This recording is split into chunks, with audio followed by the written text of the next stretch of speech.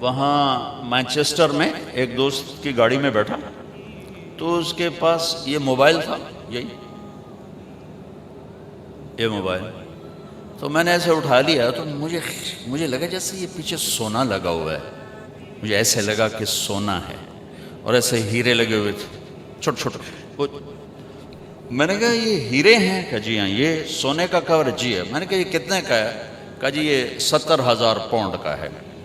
میں کہتا اے کم 70,000 نال کردہ پیا تو 70,000 پاؤنڈ لائن، یا تو کوئی وادھو کم کرے یا پھر تو کم ٹھیک آئی کہ تو جی آپ ہی گل سنا دینا، ڈائل نہ کرو آپ ہی بولنا لگ جاندہ۔ تو یہ کتنی حماقت اور بے وقوفی ہے کہ یہ 70,000 میں جو کام کر رہا ہے وہ 70,000 پاؤنڈ میں کر رہا ہے۔ تو یہ انسان یہ کر سکتا ہے، یہ ہو سکتا ہے کہ وہ اعلیٰ درجے کی چیزیں جمع کر لے، لیکن وہ زندگی خوبصورت بن جائے یہ اس موبائل سے نہیں ہوگی، اس عالی شان گھر سے نہیں ہوگی، وہ صرف جناب رسول اللہ صلی اللہ تعالیٰ علیہ وسلم کے پیچھے چلنے سے ہوگی کہ کائنات کی سب سے حسین زندگی میرے نبی لائے، سب سے حسین ذات تھے آپ، اللہ نے ایسا خوبصورت کوئی نہیں بنایا۔ جب آپ جا رہے تھے نا، یا ٹیشو پیپر تو دے وجہ، جب آپ جا رہے تھے نا، یا یہ رومال دے دو، حج اس میں ہجرت کے سفر میں جا رہے تھے جب آپ، تو بس ٹھیک کافی یہ رہنا، تو راستے میں ایک جگہ تھی رابغ، اب اس راستے میں نہیں جو آپ جاتے ہیں پرانے راستے، وہاں بھوک لگی تو ایک خیمہ دیکھا، وہاں یہ حضرات ابو بکر کے غلام عامر بن فہیرہ اور گائیڈ عبداللہ بن عریقت، وہ مسلمان نہیں تھے، کافر تھے وہ اس وقت، اور جناب رسول اللہ صلی اللہ تعالی علیہ وسلم۔ تو وہاں ایک بڑھیا بیٹھی تھی خیمے میں، کہا ماں جی کچھ کھانے کو ملے گا؟ میں کہا بیٹا قحط کا زمانہ ہے کچھ بھی نہیں۔ تو ایک بالکل مریل بکری کھڑی ہوئی تھی، تو آپ نے کہا میں اس کا دودھ نکالوں؟ انہوں نے کہا پتر ہے دودھ تو ماس ہی کوئی نہیں تو دودھ کتوں کرنا ہے؟ آپ نے کہا ماں جی اجازت دے دو، اگلا کام میرا ہے۔ کہا ٹھیک ہے۔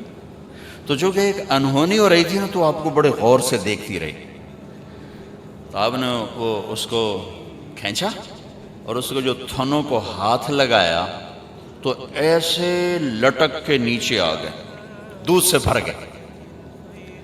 اچھا بکری سے نکلتا ہے 1 پاؤ دودھ، ہم گاؤں میں رہتے ہیں، بکریاں ہر وقت چاروں طرف ہوتی، 1 پاؤ سے زیادہ دودھ نکلتا، آپ نے پورا برتن بھر دیا، پھر وہ ماں جی کو پیش کیا، معبد ان کا نام ہے، انہیں پیا، پھر اپنے 3 ساتھیوں کو پلایا، پھر بعد میں خود پیا، اس کے بعد دوبارہ دودھ نکال کے پھر برتن بھر دیا، لہذا اور پریشان ہو گئی۔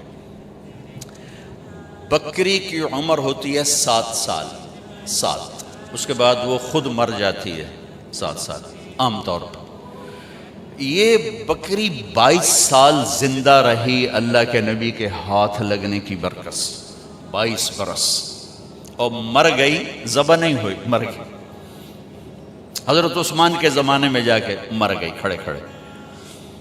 شام کو جب اس کا خامد آیا تو اس نے دیکھا برتن میں دودھ، کہنے لگا یہ دودھ کہاں سے؟ انہوں نے کہا یہ بکری سے۔ کہا تیرا دماغ خراب ہے، اتھو کتھو نکل ہے؟ وہ دے ماں سے دے اتے کوئی نہیں، دودھ کتھو آ گیا؟ اسی سے ایک برکت والا نوجوان آیا تھا، کوئی اس کے ہاتھوں میں ہی برکت تھی۔ تو کہنے لگا کیسا تھا ذرا بتاؤ؟ تو اس نے ہمارے نبی کا حلیہ بیان کیا۔ انہوں نے کہا رأیت رجلا ظاہر الوضاء ابلج الوجه حسن الخلق لم تعبه ثجلة لم تزر به سعلة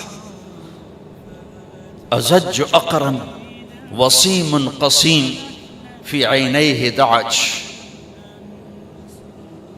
في صوته صحل في لحيته كثافة في عنقه سطع إن تكلم علاه البهاء وإن سكت علاه الوقار فهو اندر الثلاثہ۔ سبحان اللہ، کیا خوبصورت اس نے ہمارے نبی کو ایسے ہمارے سامنے کھڑا کر دیا۔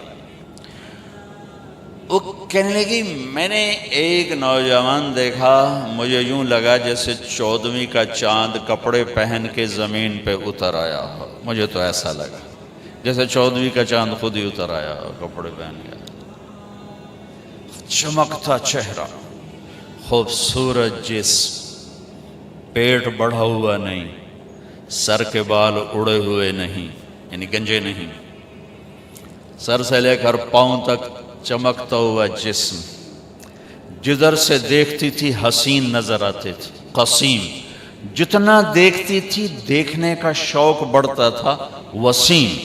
دنیا میں خوبصورت تو ہر دور میں آتے رہیں گے، وسیم اور قسیم دنیا میں ایک آیا، نہ پہلے نہ بعد۔ یوسف علیہ السلام دنیا کے سب سے حسین تھے، لیکن وسیم اور قسیم صرف ایک ہستی ہیں، ایک ہستی، وہ ہمارے نبی ہیں۔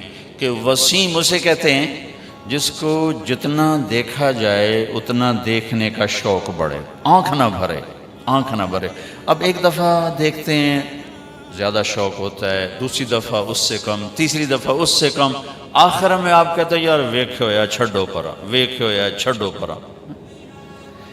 وسیم اسے کہتے ہیں جس کو زندگی بھر دیکھو آنکھ نہ بھرے، اسے کہتے ہیں وسیم۔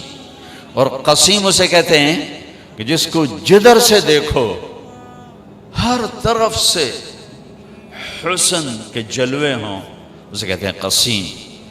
سر سے لے کر پاؤں کے ناخن تک، سر کے بالوں سے پاؤں کے ناخن تک جس کی ہر چیز خوبصورت ہو، اس کو کہتے ہیں قسیم۔